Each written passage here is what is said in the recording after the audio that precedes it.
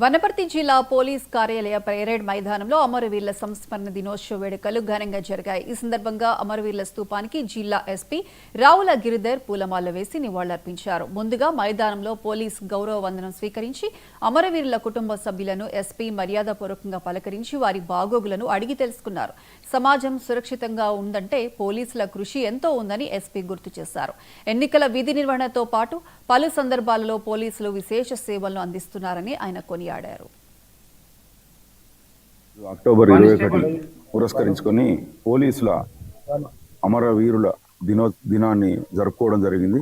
ఈ సందర్భంగా గత సంవత్సరం 22 అక్టోబర్ నుండి ఈ రోజు వరకు ప్రజా సంరక్షణ గురించి, ప్రజాస్వామ్య రక్షణ గురించి ప్రాణాలు అర్పించిన మహావీరులకు, పోలీసు వీరులకు మేము శ్రద్ధాంజలి ఘటిస్తూ ఘనంగా వనపర్తి జిల్లా పోలీస్ తరఫున నివాళులు అర్పించడం జరిగింది.